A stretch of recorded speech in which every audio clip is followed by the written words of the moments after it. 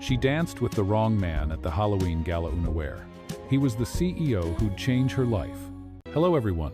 Before we begin today's story, I have a small favor to ask. Please hit subscribe and turn on the notification bell so you never miss our channel's new videos.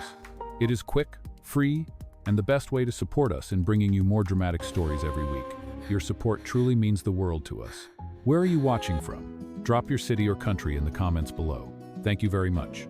Now, let us return to tonight's main character. The grand ballroom of the Crescent Hotel shimmered under 1,000 glass chandeliers. Candles flickered inside carved pumpkins that lined the marble staircase, their orange glow reflecting off the masks of the guests below. The Halloween charity gala had just begun, but to Lila Carter, it felt like she had stepped into a dream that did not belong to her. She should not have been there at all. She was only supposed to help pack up art displays for her catering job, not wear her friend's gown, not borrow her lace mask, and certainly not walk into the crowd of New York's elite pretending she belonged. Yet something in her whispered, just for one dance, one glimpse of the life you draw but never touch. The violin quartet shifted to a haunting waltz. Couples began to spin beneath the chandeliers. Lila stood near the edge of the floor, clutching a glass of sparkling water, hoping no one would notice her trembling hands. Then, out of nowhere, a man in a black and silver mask appeared beside her. "Do you always hide in the corners?" His voice was low, calm, teasing. Lila's heart jumped. "I am not hiding," she said too quickly. "I am just watching." He extended a hand, gloved in black. "Then let me give you something worth watching." She hesitated. His presence was magnetic, too polished to be ordinary. Yet there was something dangerous in the way he looked at her, as if he saw straight through the mask to the truth beneath. Still, before she could think twice, she placed her hand in his. The music swelled. They began to dance. For a few brief minutes, she forgot who she was, forgot the overdue rent, the broken heater, the second-hand shoes pinching her feet. She only knew the rhythm of the waltz, the weight of his hand at her back, the faint scent of cedar and smoke. Around them, the world blurred into gold and shadow. But when he leaned in close, his breath warm against her ear, he whispered, "You should not be here, Lila." Her steps faltered. "How do you know my name?" He smiled behind the mask. "Maybe I just guessed." Something in his tone, half amusement, half warning, sent a chill down her spine. She pulled back slightly, trying to read his eyes through the narrow slits of silver. For a moment, she thought she saw guilt there, or recognition. Then suddenly a waiter tripped nearby, spilling a tray of red wine. A splash landed on her dress like blood. Gasps rippled across the floor. Cameras flashed. The band stopped. The man squeezed her hand once, firmly. "Do not move," he said quietly. Before she could respond, he turned and disappeared into the sea of masks. Lila stood frozen in the center of the room, crimson wine staining the hem of her borrowed gown. People whispered behind their masks, some laughing, some pitying. She wanted to vanish. But all she could think about was that strange man who had spoken her name before she ever told him. Who was he? And how did he know her? That question would follow her long after the last candle burned out. The next morning, the magic of the ballroom had vanished. The city was gray, the air damp from overnight rain, and the noise of passing traffic replaced the soft waltz that still echoed faintly in Lila's mind. She woke on the pull-out sofa of her basement apartment, surrounded by unfinished sketches and coffee-stained receipts. The gown from last night hung over a chair, the bottom still marked with dried wine. Under the dim light bulb, the red stain looked darker, almost brown, like something she could never wash away. Her phone buzzed on the counter, 2 missed calls from the art supply shop where she worked part-time, and 1 message from the landlord. Rent reminder. Her stomach tightened. She had $23 left in her account, maybe enough for bread and bus fare. As she poured cheap instant coffee into a chipped mug, she caught her reflection in the small mirror above the sink. The girl staring back looked nothing like the one who had danced beneath chandeliers. Her hair was messy, her eyes shadowed from too little sleep. Lila forced a small laugh. "Back to reality," she murmured. She gathered her things and almost tossed the clutch she had borrowed from her friend into a storage box. But something inside rattled a folded piece of glossy paper. She pulled it out. It was a gala invitation card, stamped with the Ardent Foundation logo. A faint smudge of black ink ran across the corner. Her breath caught. It was the same mark from his glove, from the man who had called her by name. She turned the card over. No message, no number, just the embossed words. "Thank you for your contribution to the arts." "Contribution," she whispered with a bitter smile. Right. I contributed spilled wine and a scene everyone will remember. She tucked the card into her sketchbook and headed out. At the downtown art supply shop, she spent the day sorting paint tubes and stretching canvases for customers who barely noticed her. Every time she rang up a sale, the cash register's ding echoed like a reminder of what she did not have. During lunch, she sat outside the back door on a crate, sketching a half-remembered image of the masked man. The line of his jaw, the tilt of his head, the way his hand had fit perfectly around hers. But each time she tried to draw his eyes, she froze. A coworker, Mia, poked her head out. "You still thinking about last night's disaster?" Lila sighed. "The internet probably already named me the red wine girl." "Please, rich people spill worse things than wine. You should have stayed and apologized to whoever owned that table." Lila shook her head. "I could not even find him. He disappeared before I could say a word." "Maybe that is for the best," Mia teased. "You got a free dance and a story to tell. That is worth something. You'd." Lila smiled faintly, but her heart was still tangled in the questions he left behind. When her shift ended, she stopped by a public library to check the art section, searching for inspiration. On the bulletin board near the door, a flyer caught her eye. Ardent Foundation, seeking emerging artists for annual showcase. Submissions open until November 10. Her pulse quickened. That was the same foundation that hosted the gala. She looked down at the ink-stained invitation still tucked in her sketchbook. Coincidence, maybe. But it felt like a thread, thin, strange, pulling her back towards something unfinished. As she stepped outside, rain began to fall again, thin and cold against her skin. She clutched her sketchbook to her chest and whispered, "Whoever you are behind that mask, why did you know my name?" That night, she returned home and placed the invitation card on her desk beside her paints. The candlelight flickered, casting a small reflection on the black ink mark.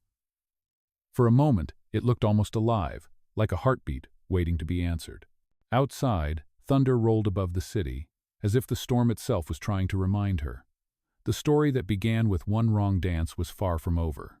3 days later, the rain finally stopped, leaving the streets shining like silver ribbons under the morning Sunday. Lila arrived early at the downtown exhibition hall, where she sometimes helped with post-event cleanups.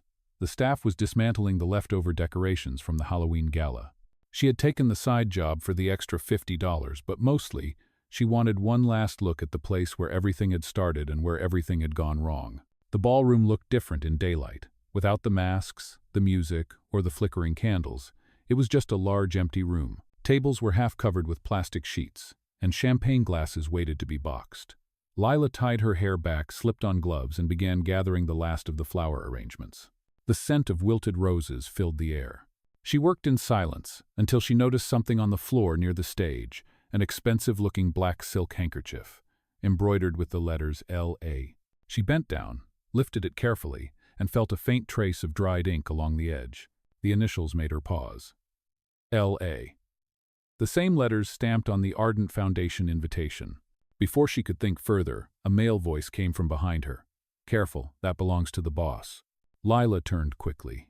A man stood by the doorway. Tall, clean-cut, no mask this time.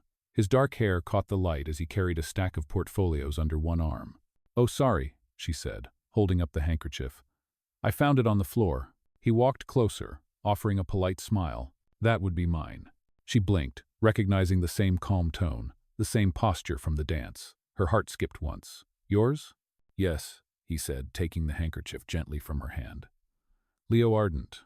The name hit her like a sudden chord in a silent room. Ardent, the man behind the foundation, the sponsor of the gala. But he did not seem to recognize her. His eyes, now uncovered, were steady, kind, but distant. She nodded awkwardly. "You run the foundation?" "I do," he replied. "And you must be with the cleanup team. Thank you for helping us out." She wanted to say something about the dance, about the wine, about him knowing her name, but the words froze in her throat. He was already flipping through his folders, busy, efficient, the perfect image of someone who lived in a world far above hers. He glanced at the sketchbook tucked under her arm. "You are an artist?" Lila hesitated, trying to be. He smiled faintly. "Trying is a good start. Most people never do." She laughed nervously, unsure if he was teasing or sincere. "You sound like you know what it feels like." "I do," he said softly. "Every creation starts with a little chaos." They stood there for a moment, the air between them charged with something she could not name. Then one of the workers called her to help move boxes, and the moment broke. As Leo turned to leave, he paused and placed the handkerchief on a nearby table. "Keep it," he said. "It looks like you might need it more than I do." When he walked away, she noticed a faint smudge of blue paint on his cover paint from the set she had cleaned earlier. She touched her fingertips to it and felt a strange warmth spread through her chest. That evening, back in her apartment, she could not stop thinking about him. She replayed every word, every look, trying to convince herself it was coincidence. But the initials, the ink stain, the way he had said chaos, all of it felt connected. Lila opened her sketchbook and began to draw. Her pencil moved quickly, capturing his expression, the calm beneath his confidence. When she finished, she stared at the page for a long time. Something inside her whispered that she had not met him by accident. She closed the book and looked at the handkerchief folded on her desk, the black silk gleaming softly under the lamp. The initials, LAW, shimmered like a secret waiting to be understood. She exhaled, half smiling, half afraid. "If this is fate," she murmured, "I hope it knows what it is doing." Then, as if speaking to the invisible audience of her own life, she asked quietly, "If you were in my place, would you believe it was destiny or just another coincidence?" 2 days later, the wind turned colder, brushing dry leaves across the sidewalks. Lila sat in the corner of a small cafe near the art district, her sketchbook open, a steaming cup of coffee growing cold beside her. She had been trying to sketch the ballroom again, to capture the feeling of that strange night, but every stroke came out wrong. The mask, the dance, the man who said her name. And now, the man from the foundation. The more she tried to separate them, the more they blurred together. The bell above the cafe door chimed. She looked up, and her breath caught. Leo Ardent walked in. No mask, no tuxedo, just a dark wool coat and a simple scarf. He ordered a black coffee, then scanned the room as if searching for somewhere quiet. His eyes landed on her. For a moment, neither of them moved. Then he smiled politely and walked over. "Mind if I sit here? Every other table is taken," he said. Lila nodded quickly. "Of course." He placed his cup down and studied her sketchbook. "I see you brought your work with you." She hesitated, half closing the cover. "It helps me think." "May I?" he asked. Before she could answer, he gently turned a page. The drawing stared back at him, his own face, unfinished but unmistakable. She froze, her cheeks warming. "It was just practice," she said quickly.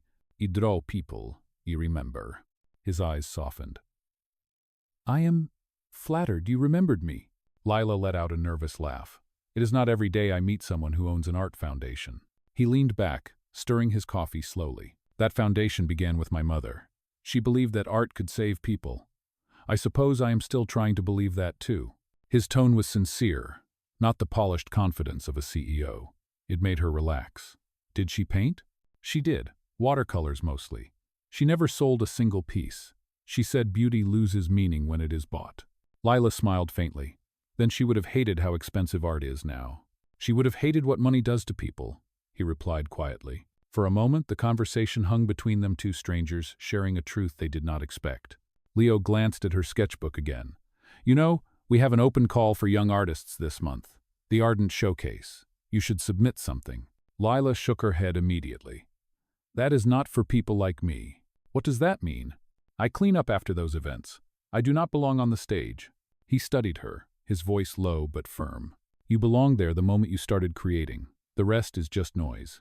Something in his conviction unsettled her. People did not talk to her that way. Not with belief, not with warmth. She stared down at her hands. "You make it sound easy." "It is not easy," he said, "but it is possible." Their eyes met, and for the first time since the gala, she felt seen not as the girl with the wine stain, but as someone who might matter. They talked for another hour, about colors, light, and how art could sometimes say what words could not. When he stood to leave, he reached into his pocket and placed a folded card on the table. "It has my assistant's email," he said. "Send your portfolio, or even just one sketch." She picked up the card, the paper thick and smooth. The embossed letters read Leo Ardent, Ardent Foundation. "Thank you," she said softly. He smiled. "Do not thank me yet. Just promise you will not hide your work forever." After he left, Lila sat in silence, the sound of the cafe fading behind her. She traced her fingers over the business card, feeling the raised letters under her skin. Outside, the sky was turning pink above the city skyline. She whispered to herself, half in disbelief, half in hope, What if this really is the start of something? Her phone buzzed with a text from Mia. Still dreaming about your mystery man? Lila smiled to herself, typing back slowly. Maybe, but this time he is real. She looked down at her sketchbook, the page still open to the drawing of him. The faint blue smudge from his cuff had transferred to the paper, like a signature written by accident. She touched it gently and whispered, "Maybe fate has a sense of humor after all." The following week felt strangely brighter. For the first time in months, Lila woke up before her alarm. The sketchbook that usually sat unopened on her desk now followed her everywhere: bus rides, lunch breaks, even laundry day. Every spare minute she spent drawing, building a small collection she dared to call her portfolio. At night, she stared at the business card Leo had given her, the silver letters catching the light from her lamp. She had typed out an email a dozen times, and every time her hand froze above the send button. What if he was just being polite? What if he did not even remember the girl from the gala cleanup? But then she would recall the way he had said it. You belonged there the moment you started creating. And that single line gave her enough courage to keep trying. One afternoon, while delivering art supplies to a small gallery, she ran into him again. Leo was talking with a curator, reviewing a set of photographs. When he noticed her, his expression brightened in genuine surprise. "Lila, I was just about to send someone to find you," he said. She blinked. "Find me?" "Yes. My assistant said you had not sent your submission yet. I thought maybe you changed your mind." Her face flushed. "I was still finishing my work. I did not think it was ready." "Good." He nodded thoughtfully. "Perfection is overrated. Honesty is what moves people." He motioned to a nearby painting, a stormy seascape filled with wild brushstrokes.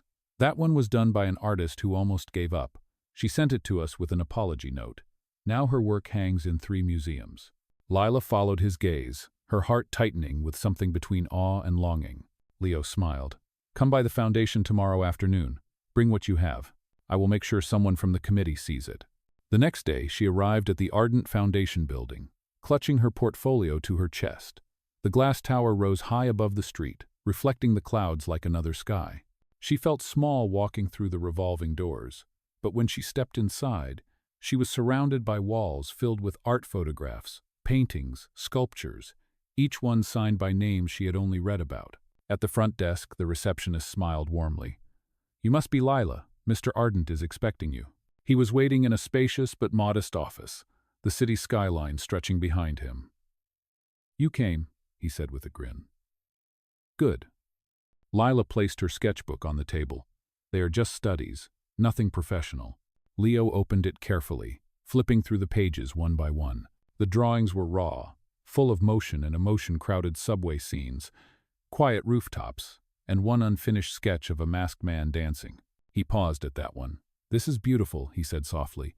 "You captured something real." She looked down, embarrassed. It was from a memory. He nodded, still studying the lines. "Sometimes memories are the best teachers." Quote. Then, in a tone almost playful, he asked, "Would you like to see something that is not on the tour?"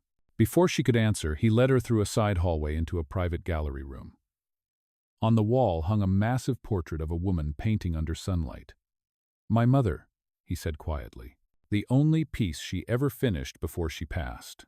Lila stared at it, moved by the tenderness in every brushstroke. "It is incredible." Quote. "She believed every artist paints twice, once with their hands and once with their heart," he said. "I think she would have liked you." For a moment, they stood there in silence. Then Leo turned to her with a soft smile. "We are hosting a small preview event next week. You should come. Bring one of your sketches." Lila hesitated, but something in his voice made her say yes. That night, back in her apartment, she hung her favorite drawing by the window, the one of the masked dance. The city lights shimmered against it, and she felt, for the first time, that her world was beginning to change. Still, a quiet question lingered in her mind. Was this kindness, or was it fate leading her somewhere she did not yet understand? The evening of the preview arrived faster than Lila expected. The Ardent Foundation's main gallery glowed with warm light spilling through tall glass windows. Guests in sleek suits and glittering dresses filled the space, champagne glasses in hand. The scent of fresh flowers mingled with the low hum of conversation. Lila stood near the entrance, clutching her sketchbook like a shield. She had chosen a simple black dress, borrowed again from her friend Mia, and tried to look like she belonged. Her sketch, The Masked Waltz, hung on a side wall, her first piece ever displayed publicly. It was small compared to the massive paintings around it, but something about its honesty drew people in. Several guests paused to look. She could hear snippets of their conversation. "It feels alive," one woman murmured. "The motion is haunting," another added. Lila's heart thudded in her chest. For the first time, she felt seen not as an assistant, not as a girl cleaning tables, but as an artist. Then she heard his voice behind her. "You did it." She turned to find Leo standing a few steps away, smiling. He looked different tonight, still elegant, but less guarded. "It was your idea," she said softly. "It was your courage," he replied. "I only opened a door." Before she could answer, a spotlight shifted toward the center of the room. The host took the microphone and began to speak. "Ladies and gentlemen, thank you for joining us at the annual Ardent Preview Gala. Tonight we celebrate not just art, but the spirit that creates it. And to our generous sponsor, Mr. Leo Ardent, whose leadership continues to inspire, thank you." Applause filled the hall. Lila smiled, clapping along until the words sank in. Sponsor, Mr. Leo Ardent. Her hands froze mid-clap, her eyes lifted toward the stage. The man standing beneath the lights, the man who had encouraged her, who had walked her through the gallery and shared his mother's story, was the same man she had danced with on that Halloween night. The same mask, the same voice, her breath caught in her throat. The host gestured to him to say a few words. Leo stepped up to the microphone, his tone calm and poised. "Art," he began, "is the language that connects strangers. Sometimes it reminds us that even mistakes can lead us to the truth." The room quieted, hanging on his every word. But Lila's heart was racing. The crowd blurred around her, replaced by the memory of the waltz. The whispered words, "You should not be here, Lila." He had known her name that night because he had known her long before she knew him. The realization sent a wave of confusion through her. When the applause ended, Leo stepped off the stage and began greeting guests. Lila tried to compose herself, but the noise and the lights pressed in too tightly. She needed air. She slipped outside to the terrace, gripping the railing as she stared at the city skyline. A few minutes later, she heard footsteps behind her. "You left in the middle of my speech," he said gently. She turned, her voice trembling. "You are the man from the ballroom." He met her eyes without denial. "Yes." "Why did you not tell me?" she asked, her voice cracking. "You knew who I was the entire time. I wanted you to see me without the name," he said quietly, "without the title. I wanted a chance to be real." Lila shook her head, hurt spilling through every word. "You lied. You watched me struggle while you stood on a stage pretending we were equals." "I never pretended," he said softly. "I only hoped." "Come good." But she stepped back, the distance between them widening. "I do not belong in your world, Leo. Maybe I never did." He reached for her, but she pulled away. "Lila, please." She turned before he could say more and walked back into the crowd.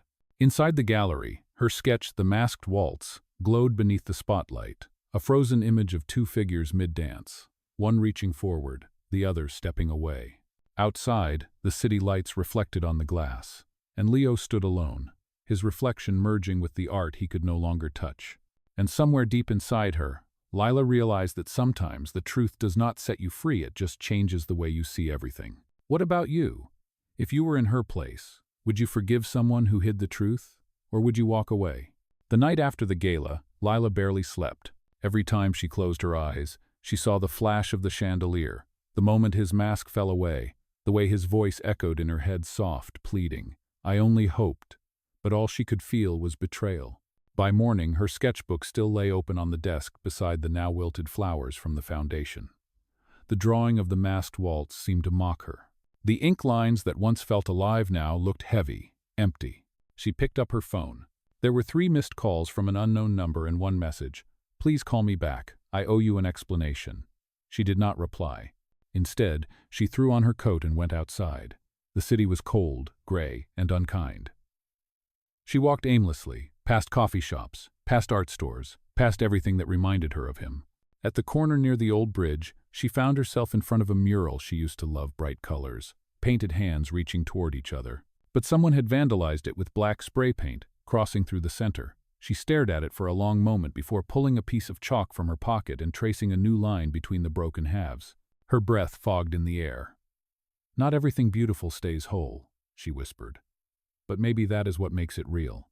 When she returned home, she decided to clean her studio space. She stacked unfinished canvases, sorted brushes, and tried to erase the pieces of him that lingered, his business card, the silk handkerchief, the invitation with the ink mark. But when she touched them, she could not bring herself to throw them away. They were part of the story, whether she liked it or not. Later that evening, Mia stopped by with takeout and her usual sarcasm. "You look like someone stole your last French fry," she said. Lila managed a small smile. "Close enough. Co." "So," Mia said between bites, "are you going to tell me what happened at that fancy art party?" Lila sighed. "He was there, the man from the dance. He is the CEO, the one who gave me the card." Mia's eyebrows shot up. "Wait, you mean he is that Leo Ardent?" Lila nodded. "The same." Mia whistled. "Girl, that is not just a plot twist. That is a full movie. So what now?" "I walked away," Lila said quietly. "He lied to me." Mia leaned forward.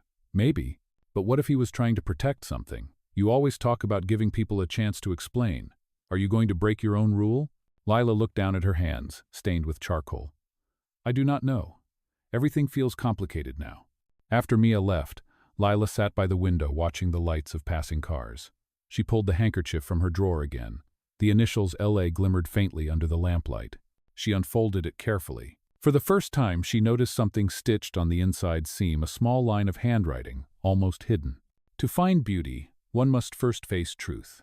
Her breath caught. The words were not there before. Maybe she had never looked close enough. The next day, she went to the community art center where she often helped paint murals. The kids were gone for the weekend, and the space was quiet. She set up a canvas and began to paint, not for a gallery, not for him, but for herself. The brush moved slowly at first, then faster, her strokes blending light and shadow.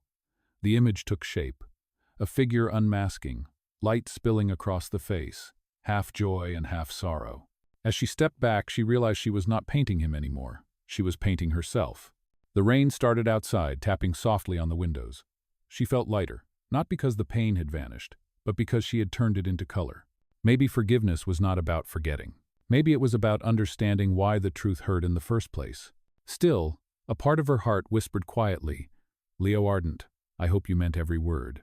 Because even broken trust, when seen in the right light, could still reflect something honest. A week later, Lila received a letter.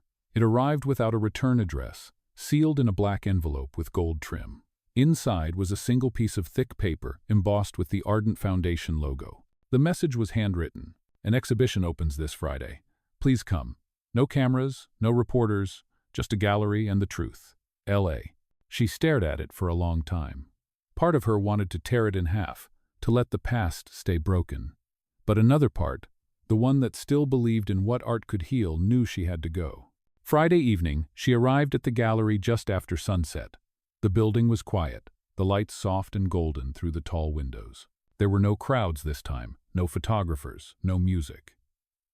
Only a few candles flickering near the entrance, and the faint scent of paint. When she stepped inside, she stopped in shock. The walls were covered with her sketches, every page from her notebook scanned, framed, and arranged in perfect sequence. The subway faces, the rooftops, the masked figures, and at the very center, her piece, The Masked Waltz. Above it hung a small plaque that read, "An Artist's First Truth, the Works of Lila Carter." Her hand flew to her mouth. "What is this?" she whispered. From the back of the room, a familiar voice answered, "This is what you deserve." Leo stepped forward, dressed simply in a black shirt, no tie, no trace of the CEO persona. His eyes looked tired, but softer than before. "I wanted to show the world what I saw in you that night," he said. "Not the girl who spilled wine, but the artist who saw beauty in imperfection." Lila shook her head, still overwhelmed. "You did not have to do this." "I did," he said, "because I never meant to hurt you. I only wanted you to believe in yourself. The rest, the secrets, the lies, I handled all of it wrong. I thought hiding who I was would make it easier for you to trust me. But trust built on half-truths is not trust at all." She looked at him for a long time, her voice quiet but steady. "You could have told me." "I know," he said, "and if I could go back, I would start by being honest. But tonight, I wanted to do something right." He handed her a small velvet box. Inside was a silver pendant shaped like a tiny mask, the same design from the gala. "I had it made from one of the decorations that fell that night," he said. "A reminder that sometimes the messiest moments create the most beautiful things." Tears welled in her eyes. She took the pendant, her fingers trembling. "You turned my sketches into an exhibition?" He smiled faintly. "We turned your sketches into one. You gave them life. I just opened the doors." Lila walked slowly along the wall, touching the frames lightly. The images seemed to move under the soft light, each one telling a story she thought no one had seen. At the end of the row, a final frame hung alone. It was new, her latest painting. The one she had made after their fight, the unmasking. Underneath it, another small plaque read, "To find beauty, one must first face truth." Her breath caught. "You found the handkerchief." "I never stopped looking," he said. The air between them grew still. She turned to face him, her eyes searching his. For the first time, she saw not the CEO, not the stranger from the dance floor, but the man who had been quietly believing in her all along. He took a step closer. "Lila, I do not expect forgiveness tonight. I only ask for a chance to start again, without masks this time." For a moment, silence hung between them, heavy and fragile. Then she nodded, tears slipping down her cheeks.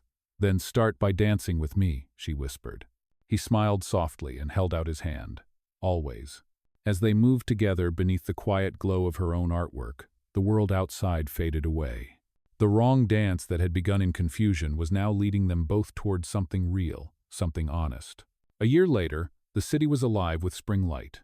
The Ardent Foundation had expanded its community programs, and the once empty lot beside the gallery had been transformed into an open-air art space called the Garden of Second Chances. On its opening day, laughter filled the air, children painted on canvas walls, and local artists showcased their work under strings of golden lights. Lila stood near the main stage, wearing a simple white dress speckled with drops of blue paint from a morning workshop. In her hands, she held the silver mask pendant Leo had given her. It had become her quiet talisman, a reminder that beauty and truth often came from the same place: imperfection. Leo was across the courtyard, greeting volunteers and guests. He looked lighter now, no longer hiding behind the sharp suits or the flawless image of a CEO. When his eyes met hers, he smiled the same unguarded smile she had first seen that night in the ballroom. As the crowd settled, Leo took the microphone. "1 year ago," he began, "this place was just an idea on paper. Tonight it stands because of one artist who reminded me that honesty is not weakness. It is the heart of creation." He turned toward her. "Lila Carter, would you join me?" Applause rippled through the courtyard. Lila hesitated, shy but glowing, and walked up to the stage. Leo continued. Lila's story began with what most people would call a mistake, a wrong dance, a wrong moment, but that mistake revealed something rare. It showed us that authenticity and courage can turn any misstep into art. He looked at her, voice softening.